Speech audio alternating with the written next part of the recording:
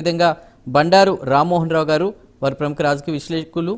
రామ్మోహన్ రావు గారు నమస్కారం అండి. మరికొద్దిసేపట్లో మనకి బండారు వంశీకృష్ణ గారు జాయిన్ అవుతారు, వారు టీడీపీ అధికార ప్రతినిధి. ముందుగా చిన్నప్రెడ్డి గారు, వెల్కమ్ టు ప్రైమ్ డిబేట్ అండి. నమస్కారం.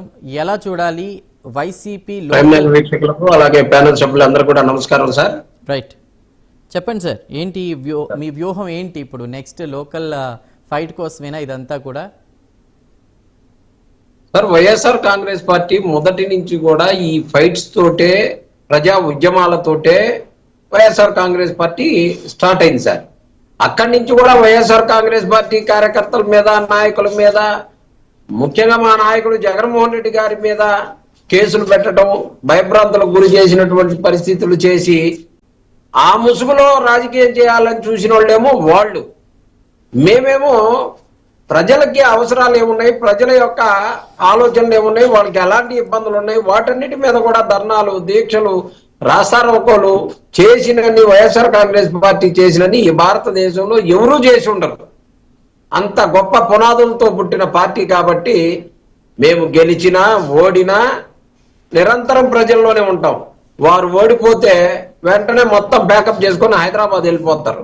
హైదరాబాద్ లో ఉండి అప్పుడప్పుడు వచ్చేసి ఏదో కార్యక్రమానికి పాల్గొన్నటువంటి పరిస్థితి ఉంటది. మా వైఎస్ఆర్ కాంగ్రెస్ పార్టీ అలా ఉండదు.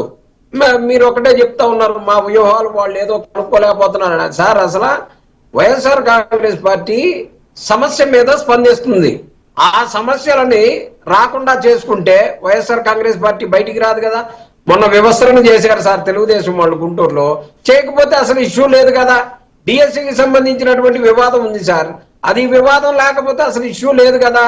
పొగాకు రైతులకు రేటు రావట్లేదు, ఇష్యూ లేకపోతే జగన్మోహన్ రెడ్డి గారు పోవాల్సిన పని లేదు కదా.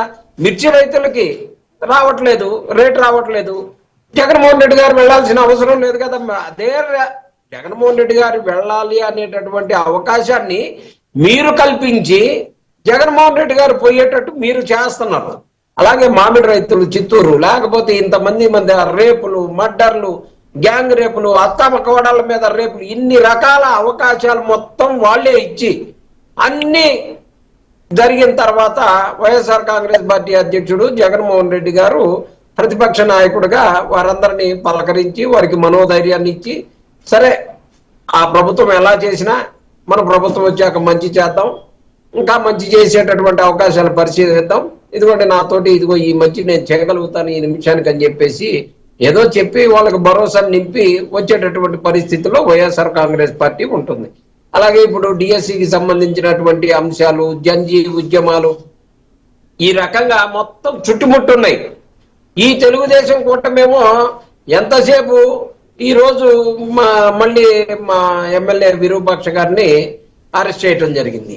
ఎంతసేపు కూడా వైఎస్ఆర్ కాంగ్రెస్ పార్టీ ఈ కేసులు, కొట్లాటలు, అరెస్టులు వీటి మీదనే జీవితం గడుపుతుందని చూపియాలన్న శ్రద్ధతోటి వాళ్ళ భార్యల బట్టలు వాళ్లే ఇడి చేసి కూడా వైఎస్ఆర్ కాంగ్రెస్ పార్టీ నాయకులు చేశారని చెప్పేటటువంటి దుస్థితి ఎక్కడన్నా చూసాం సార్? ఈ ప్రపంచంలో ఎక్కడన్నా చూసామా? మహిళలని గౌరవించుకోవాల్సినటువంటి సమాజంలో ఇలాంటి పరిస్థితులు చేసి మా ఎమ్మెల్యేని అరెస్ట్ చేస్తే మా ఎమ్మెల్యేని చూడటానికి పోరా మా నాయకుడు? ఖచ్చితంగా పోతారు, ఖచ్చితంగా పలకరిస్తారు. అన్ని చోట్ల కూడా ఎక్కడ జరిగినా, నిన్న శ్రీకాకుళం పోయినా ఎక్కడికి పోయినా సరే. అందుకనే మేము అనేది ఏంటంటే మాకు అవకాశాలు ఇవ్వద్దు, వైఎస్ఆర్ కాంగ్రెస్ పార్టీ రోడ్డు మీదకి వచ్చేటటువంటి పరిస్థితి తేవద్దు. ఇలా 15,000 రూపాయలు నెలకి ఇస్తామని చెప్పారు, మీరు ఇవ్వండి, వైఎస్ఆర్ కాంగ్రెస్ పార్టీ అడగదు. అమ్మ ఒడి ఇస్తానన్నారు, అందరికి ఇవ్వండి. పెన్షన్స్ ఇస్తామన్నారు, ఇవ్వండి. చిన్నప్రెడ్డి గారు కాంగ్రెస్ పార్టీ అండగా ఉంటుంది. మీకు సంబంధించినటువంటి వ్యక్తిని అరెస్ట్ చేస్తే వెళ్ళరా అన్నారు, అంతవరకు బానే ఉంది. మరి అదే వ్యక్తి వల్ల ఎవరో కొంచెం ఇబ్బంది పడ్డారు, ఆ కుటుంబాన్ని మీరు పరామర్శించారా? ఆ పిల్లలు తండ్రిని పోగొట్టుకుని నాన్న ఎక్కడ అని అడుగుతున్నారు. చందు గారు, మీరు మాట్లాడింది బాగానే ఉంది. గాదె సాయి కృష్ణ అనేటటువంటి అంశం మనందరికీ, ఈ లోకాన్ని అందరికి కూడా తెలుసు. బూడిద చేసి కనీసం బూడిద కూడా ఇవ్వనటువంటి పరిస్థితుల్లో జగన్మోహన్ రెడ్డి గారు వెళ్ళి మాట్లాడిన తర్వాత అక్కడ ఆ కుటుంబాన్ని పరామర్శించిన తర్వాత కేసు బయటకు వచ్చింది. దానికి సంబంధించి ఏం జరిగింది అందరం చూసాము. ఎస్ఐసిఐ గారిని అరెస్ట్ చేయటం, ఇవన్నీ అంశాలు చూసాం. తర్వాత ఎన్ని రోజులకు జరిగింది సార్? తర్వాత కాపుల నాయకులందరూ కూడా మీటింగ్ పెట్టుకొని మన కమ్యూనిటీకి చెందిన పిల్లోడు ఇలా చనిపోయాడు, ఒక్కడే అమ్మ ఉంది, ఆమెకి సహాయంగా ఉండాలని ఎన్ని రోజులకు జరిగింది సార్. కానీ ఇవాళ మా ఎమ్మెల్యే పోయేమో జైల్లో, మా మాజీ మంత్రి ఏమో పోయి జైల్లో ఉన్నాడు, ఆయన కొడుకు జైల్లో ఉన్నారు. మీరేమి ఇవ్వరా, మీరేం చెయ్యరా, మాట్లాడరా అని అంటే డెఫినెట్ గా అన్నిటికీ సమాధానం రాబోయే రోజుల్లో ఖచ్చితంగా సమాధానం చెప్తాం.